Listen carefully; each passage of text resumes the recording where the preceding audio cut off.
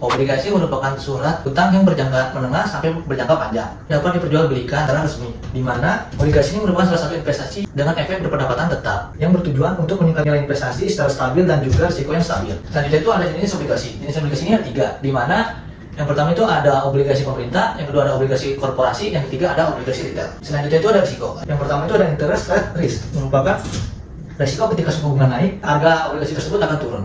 Yang kedua itu ada purchasing power risk, merupakan risiko inflasi yang menyebabkan bond yield menjadi kecil sehingga pembelinya pun ikut turun. Yang ketiga ini ada business risk, merupakan risiko penerbit yang tidak dapat menebus obligasi tersebut sesuai dengan tanggal jatuh tempo. Selanjutnya ini ada liquidity risk, merupakan risiko yang kesulitan di mana penerbit tidak dapat membeli secara nilai wajarnya. Selanjutnya itu ada call risk, merupakan risiko obligasi yang tidak dapat ditebus sesuai dengan jatuh tempo. Prinsip harga obligasi sendiri merupakan fungsi dari tingkat kupon, jatuh tempo, dan pergerakan suku bunga. Dimana semakin panjang jatuh temponya, maka semakin besar pergerakan perubahan suku bunganya. Apabila suku bunga meningkat, maka harga obligasi akan menurun dan begitu juga sebaliknya. Terdapat 2 jenis harga obligasi berdasarkan harganya. Yang pertama ada premium bond, di mana obligasi ini mempunyai nilai pasar yang lebih besar daripada nilai parnya. Premium bond sendiri terjadi ketika tingkat suku bunga lebih kecil daripada tingkat obligasi. Yang kedua ada discount bond, di mana obligasi ini mempunyai nilai pasar yang lebih rendah daripada nilai parnya. Dan diskon bond ini terjadi ketika suku bunga lebih tinggi daripada tingkat harga obligasinya. Dan jika seorang investor membeli obligasi di harga diskon bond, maka investor tersebut akan mendapatkan keuntungan karena membeli obligasi di harga yang lebih rendah daripada nilai nominalnya, dan akan mendapatkan nilai nominal sebenarnya pada saat sudah jatuh tempo. Karakteristik obligasi yang akan saya jelaskan itu ada 8. Yang pertama itu kupon. Kupon itu bisa kita ibaratkan sebagai uang saku kita yang kita dapatkan dari obligasi kita. Yang kedua ada current yield. Current yield itu kayak kita ngitung berapa besar uang saku kita dibandingkan dengan harga biaya obligasinya.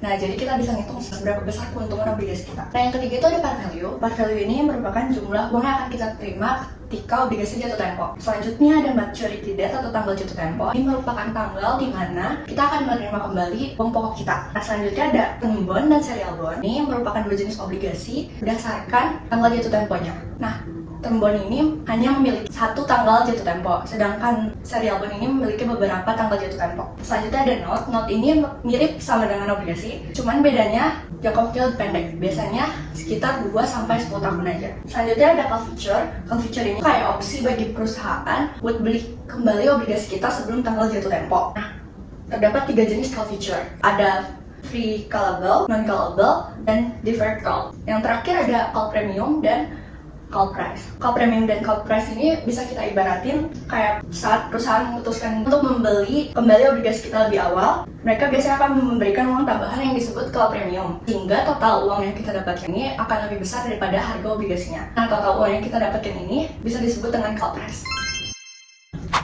Gue mau nanya dong. Iya, silakan pertanyaannya. Kenapa obligasi baik dan ramah bagi orang yang baru terjun di dunia investasi? Oke, saya mau jawab karena risiko obligasi itu risiko yang rendah dan juga pendapatan stabil, serta mudah diakses dengan terjamin menggunakan obligasi negara.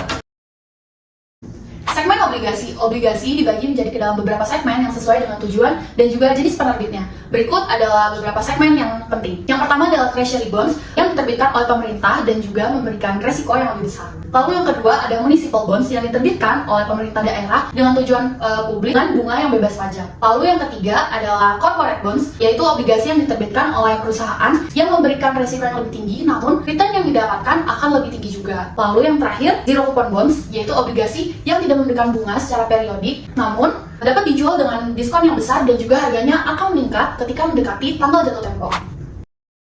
Oke, selanjutnya saya akan menjelaskan tentang yield and return. Jadi di sini kita akan bahas gimana caranya menghitung yield atau imbal hasil dari obligasi. Di mana ada 4 cara utama. Yang pertama adalah current yield, yang kedua yield to maturity atau YTM, yang ketiga adalah yield to call, dan yang terakhir adalah expected return. Nah, current yield sendiri itu jadi kita menghitung imbal hasil berdasarkan pendapatan bunga tahunan, terus kita bandingkan dengan harga pasar obligasi pada saat ini. Lalu yang kedua adalah yield to maturity atau YTM, di mana ini adalah yield sesungguhnya yang akan kita terima apabila obligasi obligasinya ini akan tetap kita pegang hingga jatuh tempo. Dan yang ketiga adalah yield to call, di mana ini adalah cara perhitungan yang dihitung berdasarkan asumsi obligasi akan ditebus pada tanggal call yang pertama. Lalu yang terakhir adalah expected return, di mana digunakan oleh para investor yang sering membeli dan juga menjual obligasi sebelum tanggal jatuh tempo dan juga memperhitungkan harga jual di masa depan. Durasi itu untuk mengukur sensitivitas harga obligasi terhadap perubahan suku bunga. Obligasi yang durasi lebih panjang akan lebih rentan terhadap perubahan suku bunga dibandingkan obligasi dengan durasi pendek. Berikut adalah beberapa faktor yang akan mempengaruhi durasi. Yang pertama ada semakin besar kupon, maka durasi akan semakin kecil. Yang kedua, semakin panjang tenor, maka durasi akan semakin besar. Yang ketiga, semakin besar IETF, durasi semakin kecil. Dengan memahami duration, investor dapat mengelola risiko portofolio obligasi mereka yang lebih baik. Boleh nanya gak? Boleh ya? Kira-kira untuk seorang pemula nih, obligasi apa sih yang cocok saat terjun di dunia investasi? Oke, jadi menurut kelompok kami, bagi seseorang yang baru terjun di dunia investasi, obligasi yang cocok itu sebaiknya memilih segmen treasury bonds. Kenapa? Karena diterbitkan oleh pemerintah dan juga bebas dari risiko.